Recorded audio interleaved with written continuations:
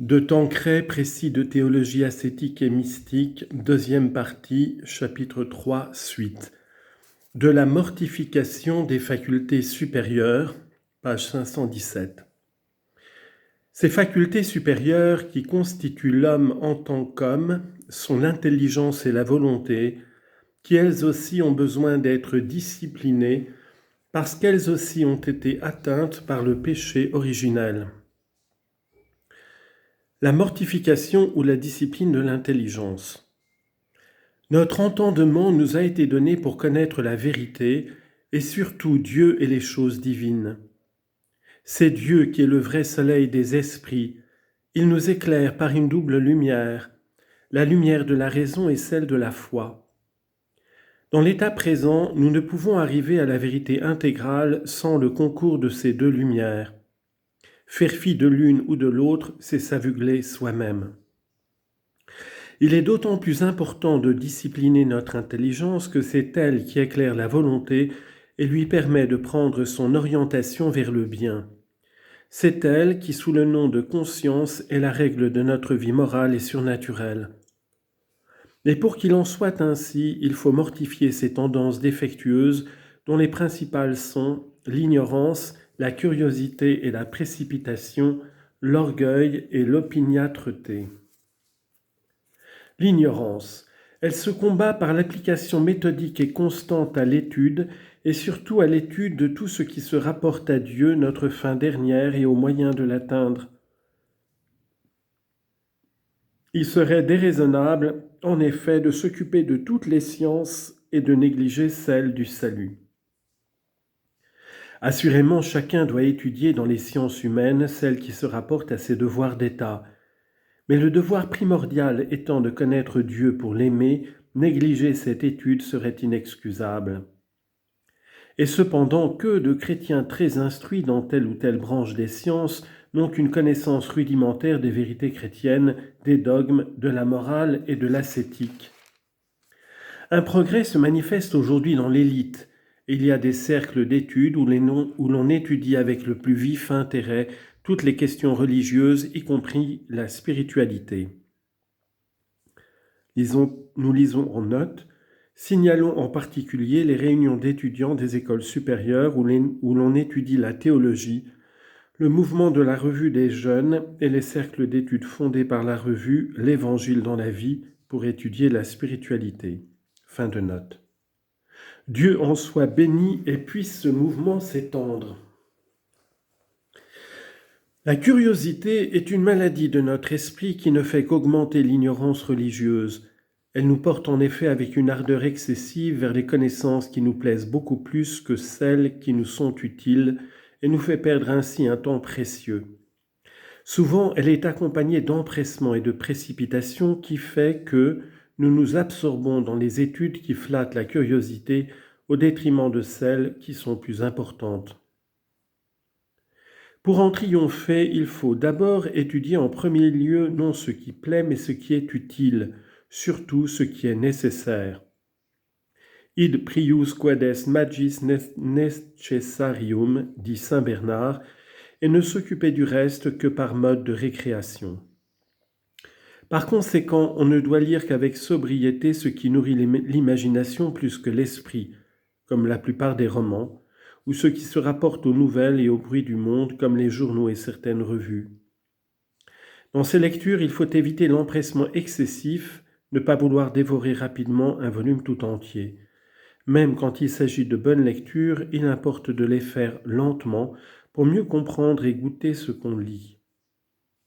C'est ce qui sera plus facile si on étudie non par curiosité, non pour se complaire en sa science, mais pour un motif surnaturel, pour s'édifier soi-même et édifier les autres. Ut edificent et caritas est, ut edificentur et prudentia est. Citation de saint Bernard. Car, nous dit avec raison saint Augustin, la science doit être mise au service de la charité.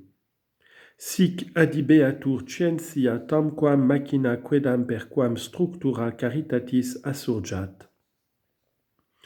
Ceci est vrai même dans l'étude des questions de spiritualité, Il en est en effet qui, dans ces études, cherchent plus à satisfaire leur curiosité et leur orgueil qu'à purifier leur cœur et à pratiquer la mortification.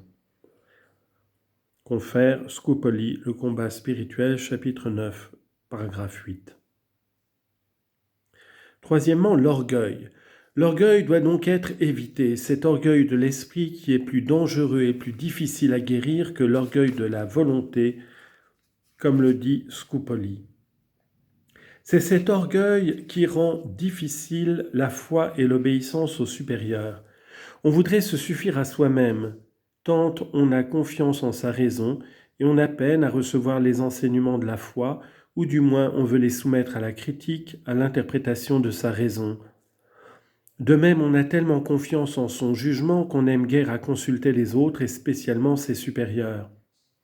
De là des imprudences regrettables, de là aussi une opiniâtreté dans ses propres idées qui nous fait condamner d'un ton tranchant les opinions qui ne sont pas conformes aux nôtres.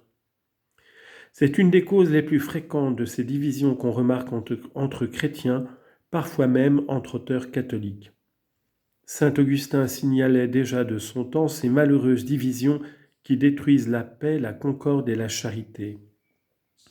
Sunt unitatis divisores, inimici pacis, caritatis expertes, vanitate tumentes, placentes sibi et magni in oculis suis. Pour guérir cet orgueil de l'esprit, il faut avant tout se soumettre avec une docilité d'enfant aux enseignements de la foi.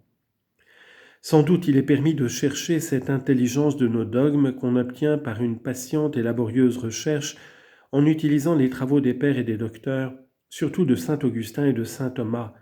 Mais il faut le faire avec piété et sobriété, nous dit le Concile du Vatican. En s'inspirant de la maxime de saint Anselme, Fides quaerens intellectum, la foi en quête d'intelligence. Alors on évite cet esprit hypercritique qui atténue et minimise nos dogmes sous prétexte de les expliquer. Alors on soumet son jugement non seulement aux vérités de foi, mais aux directions pontificales. Alors aussi, dans les questions librement discutées, on laisse aux autres la liberté qu'on réclame pour ses propres opinions, et on ne traite pas avec un dédain transcendant les opinions contraires aux siennes. C'est ainsi que se fait la paix dans les esprits.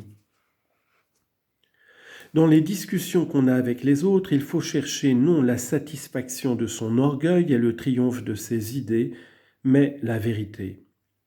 Il est rare qu'il n'y ait point dans les opinions adverses une part de vérité qui nous avait échappé jusqu'ici.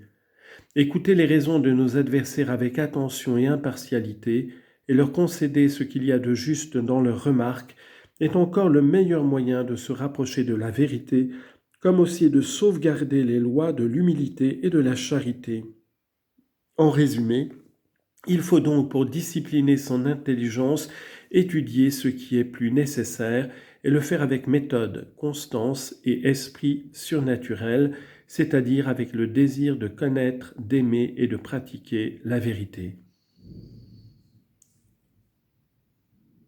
Deuxièmement, mortification ou éducation de la volonté. Sa nécessité. La volonté est dans l'homme la faculté maîtresse, la reine de toutes les autres facultés, celle qui les gouverne. C'est elle qui, étant libre, donne non seulement à ses actes propres ou illicites, mais encore aux actes des autres facultés qu'elle commande, ou actes impérés, leur liberté, leur mérite ou leur démérite. Régler la volonté, c'est donc régler l'homme tout entier.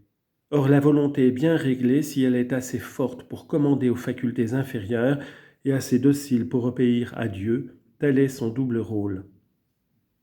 L'un et l'autre est difficile, car souvent les facultés inférieures se révoltent contre la volonté et ne se soumettent à son empire que lorsqu'on sait joindre le tact à la fermeté.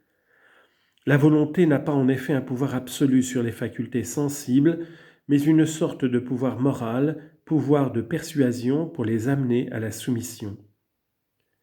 Ce n'est donc qu'avec difficulté et par des efforts souvent renouvelés qu'on arrive à soumettre à la volonté les facultés sensibles et les passions. Il en coûte aussi de soumettre parfaitement sa volonté à celle de Dieu. Nous aspirons à une certaine autonomie, et comme la volonté divine ne peut nous sanctifier sans nous demander des sacrifices, nous reculons souvent devant l'effort et préférons nos goûts, nos caprices à la sainte volonté de Dieu. Ici encore, par conséquent, la mortification s'impose.